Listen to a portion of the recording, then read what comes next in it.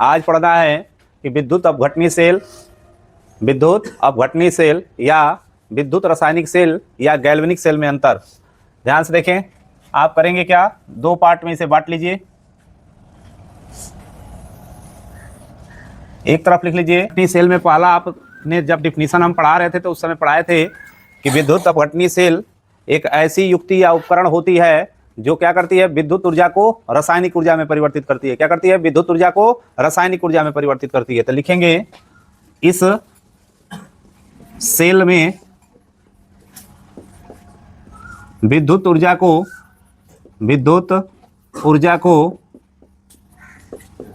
रासायनिक ऊर्जा में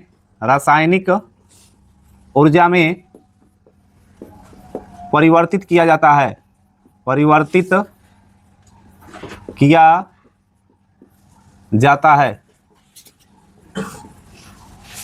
जब गैल्वेनिक सेल हम लोग पढ़ रहे थे तो वहां पढ़े थे कि गैल्वेनिक सेल या विद्युत रासायनिक सेल एक ऐसी उपकरण या युक्ति है जो रासायनिक ऊर्जा को क्या करता है, विद्युत ऊर्जा में परिवर्तित करता है। सेल में रासायनिक ऊर्जा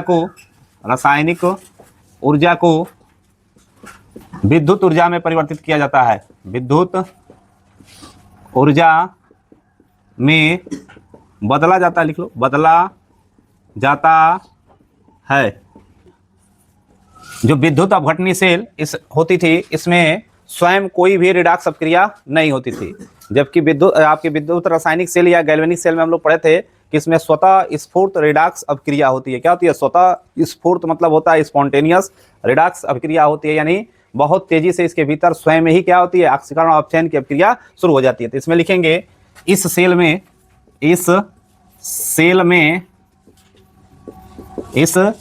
में रिडॉक्स अपक्रिया यानी रिडॉक्स अभिक्रिया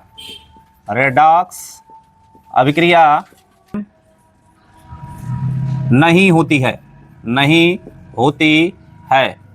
क्या होगा, इस सेल में स्वतः स्फूर्त रेडॉक्स अभिक्रिया होती है, रेडॉक्स अभिक्रिया होती है।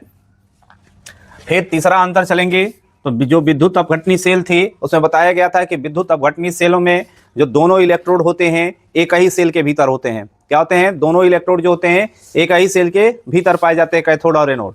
और जो विद्युत रासायनिक सेल होती है या गैल्वेनिक सेल होती है इसमें जो दोनों इलेक्ट्रोड होते हैं अलग अलग सेल में पाए जाते हैं। क्या होते हैं, अलग अलग सेल में पाए जाते हैं। तो तीसरा लिखेंगे इसमें दोनों इलेक्ट्रोड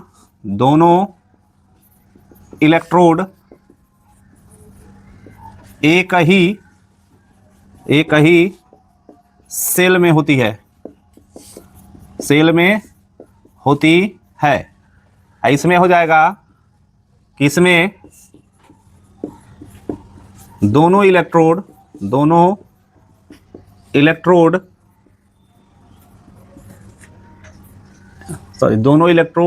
एक ही सेल में होती है। इसमें दोनों इलेक्ट्रोड अलग अलग सेल में पाई जाती है, अलग अलग सेल में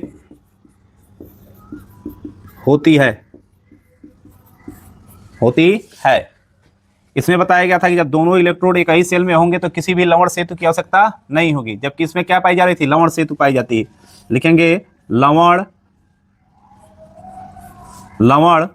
सेतु को क्या कहते हैं, साल्ट ब्रिज नहीं होती है। इसमें क्या हो जाएगा, लवण सेतु यानी साल्ट ब्रिज पाई जाती है। पांचवा इसमें होगा कि जो आपकी क्या होती है, विद्युत अपघटनी सेल होती है, इसमें एनोड जो होता है बाबू वह होता है पॉजिटिव चार्ज। ऐसा होता है, पॉजिटिव चार्ज होता है यानी उस पर धनावेश पाए जाते हैं। और जो आपकी कैथोड होती है उस कैथोड पर निगेटिव चार्ज पाई जाती है। क्या पाई जाती है, निगेटिव चार्ज पाई जाती है। जबकि आपकी विद्युत रासायनिक सेल इसकी सीधे उल्टी होती है। इसमें एनोड जो होता है यह पाया जाता है आपका निगेटिव चार्ज। कैसा पाया जाता है, निगेटिव चार्ज। और जो कैथोड होती है यह होती है आपकी पॉजिटिव चार्ज। कैसी होती है? पॉजिटिव चार्ज होती है।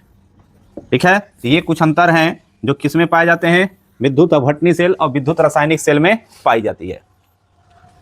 हम गैल्वेनिक सेल पढ़ा रहे थे तो उसमें बताए थे कि जो सबसे अधिक विभव वाली आपकी इलेक्ट्रोड होती है या अर्ध सेल होती है उसे एनोड कहा जाता है, और जो कम विभव वाली इलेक्ट्रोड होती है उसे हम क्या कहते हैं? कैथोड कहते हैं। क्या कहते हैं?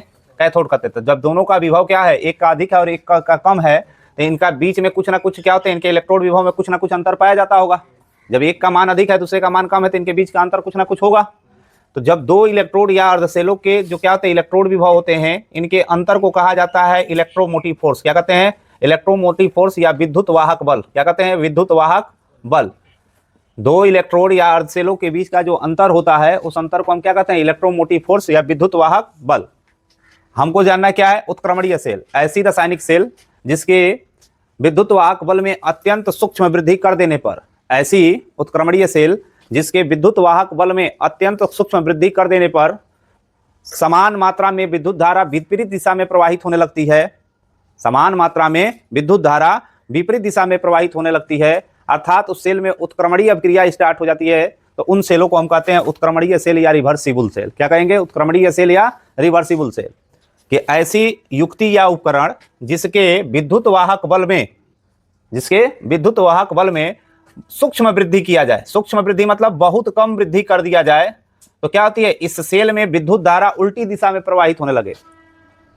इस सेल में विद्युत धारा अपोजिट दिशा में प्रवाहित होने लगे तो उस सेल को हम क्या कहेंगे? उत्क्रमणीय सेल कहेंगे। क्या कहेंगे? उत्क्रमणीय सेल कहेंगे। तो लिखेंगे ऐसी उपकरण सेल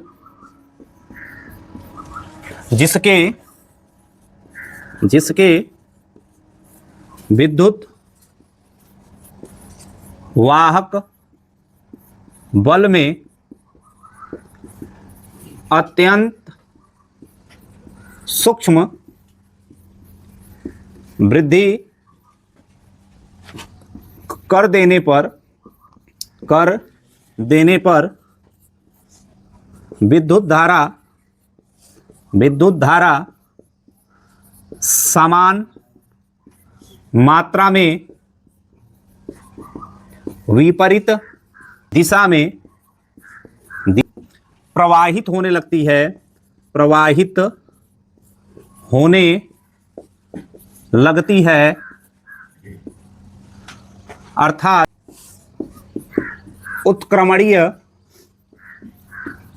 अभिक्रिया होने लगती है।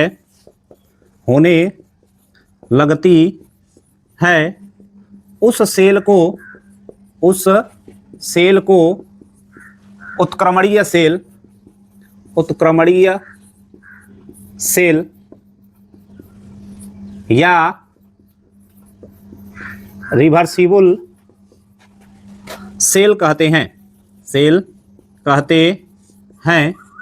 एग्जाम्पल होगा रिवर्सिबल सेल का गैल्वेनिक सेल।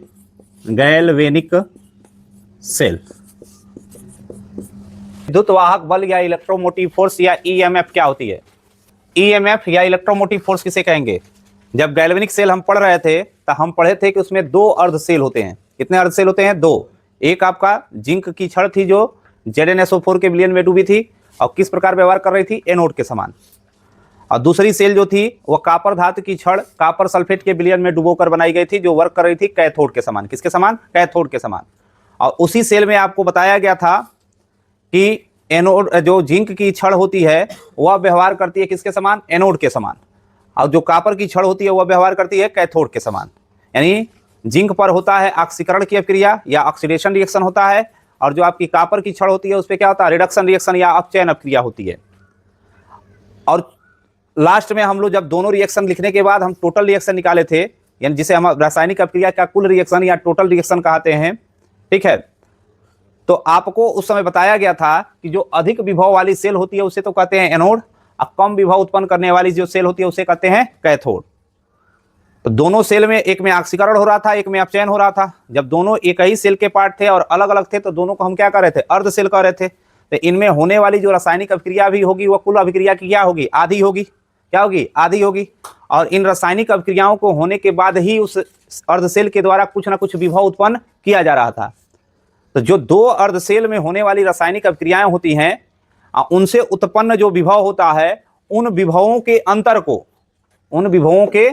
को जब एक के द्वारा उत्पन्न विभवांतर क्या अधिक है, दूसरे के द्वारा कम है, तो अंतर कैसे निकाल, अधिक वाले में से कम वाले को घटाते हैं तो पता चल जाता है कितने का अंतर है।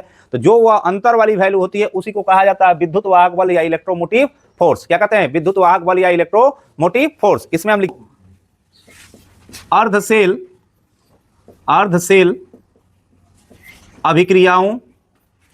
अभिक्रियाओं के इलेक्ट्रोड विभव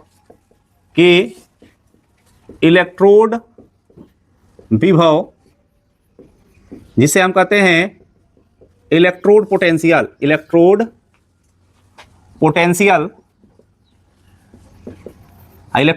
को किससे रिप्रेजेंट कर रहे थे? ई नॉट से। किसे? नहीं, इलेक्ट्रोड विभव है ना, ई से। इलेक्ट्रोड विभव या इलेक्ट्रोड पोटेंशियल के अंतर को विद्युत वाहक बल कहते हैं। अंतर को सेल का विद्युत वाहक बल कहते हैं। विद्युत वाहक बल कहते हैं। यदि दोनों इलेक्ट्रोड का इलेक्ट्रोड विभव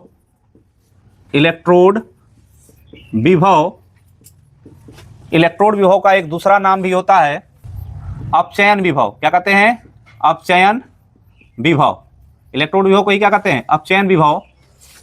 यदि दोनों इलेक्ट्रोडों का इलेक्ट्रोड विभव या अपचयन विभव ज्ञात हो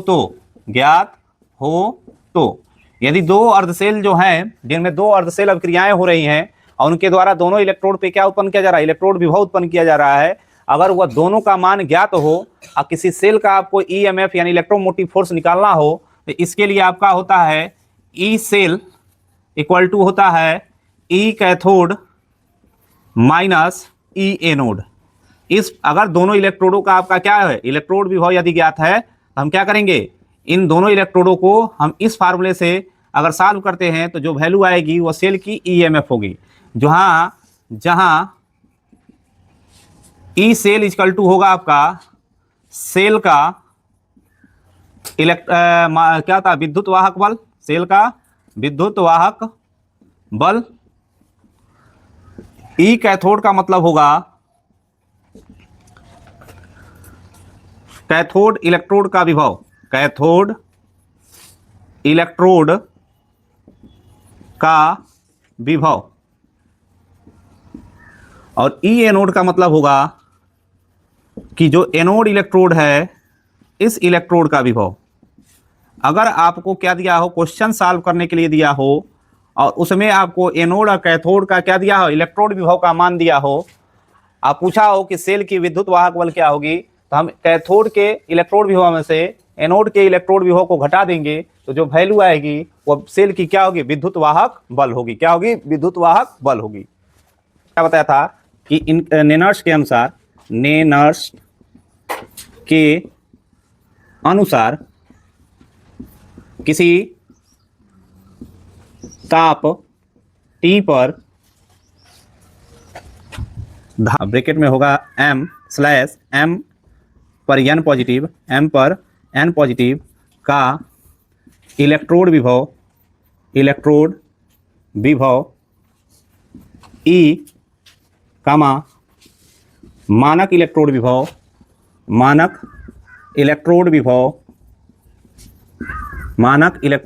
विभव ब्रैकेट में E नॉट बिलियन में धातु आयन की सांद्रता m पर n पॉजिटिव धातु आयन की सांद्रता में निम्न संबंध होता है। निम्न संबंध होता है। क्या होता है? निम्न होता है आपका, ध्यान से देखिएगा, E equal to E not minus 2.303 RT upon में NF log base 10 1 अपान कंसंट्रेशन ऑफ m पर n पॉजिटिव, m पर n पॉजिटिव। कौन सा संबंध हुआ? उन्होंने कहा कि अगर कोई ताप T होगा, ध्यान समझ लीजिए नेनर्स समीकरण को। नेनर्स ने बताया कि किसी ताप T पर अगर किसी धातु का हम इलेक्ट्रोड लेते हैं, इलेक्ट्रोडों को हम सेल समीकरण में कैसे रिप्रेजेंट करते हैं? जो मेटल होती है उस मेटल का नाम स्लैश मेटल आयन का नाम, ठीक है। m पर n पॉजिटिव का इलेक्ट्रोड विभव जो E होता है, उस इलेक्ट्रोड का जो मानक इलेक्ट्रोड विभव E0 होता है, और उस विलयन में उस धातु के आयन की जो सांद्रता होती है उनके बीच संबंध स्थापित किया था, और उस संबंध के लिए एक समीकरण दिया था जिसे हम कहते हैं नेनर्स समीकरण, और वो होता है E = E0 minus 2.303 RT/NF log base 10 और 1 विलयन में उपस्थित जो धातु आयन की सांद्रता होती है 1/m पर n पॉजिटिव के रूप में दर्शाया, जहां E क्या होती है? इलेक्ट्रोड विभव होती है। क्या होती है? E0 क्या होती है? उस इलेक्ट्रोड का मानक इलेक्ट्रोड विभव होती है। R होती है गैस स्थिरांक, क्या होती है? और T क्या होती है? परम ताप, क्या होती है? जितना डिग्री सी दिया रहेगा उसमें 273.15 क्या करें, केल्विन जोड़ देंगे तो परम ताप मिल जाएगा। n क्या है? कि जो आपकी रिएक्शन हो रही है उसमें इलेक्ट्रॉनों में जो परिवर्तन हो रहा है उसको किससे रिप्रेजेंट करेंगे? n से। F क्या है? फैराडे नियतांक है। क्या है? फैराडे नियतांक है, जिसका मान क्या होगा? 1 फैराडे = 96,500 कूलम लॉग बेस 10। और जो भी विलयन में आपकी सांद्रता होगी उसको हम क्या करेंगे? उसको यहां लिखेंगे, और जो सॉल्व करेंगे तो जो भी मान आता है उस सेल का इलेक्ट्रोड विभव होता है। क्या होता है? इलेक्ट्रोड विभव होता है। नोट कर लीजिए।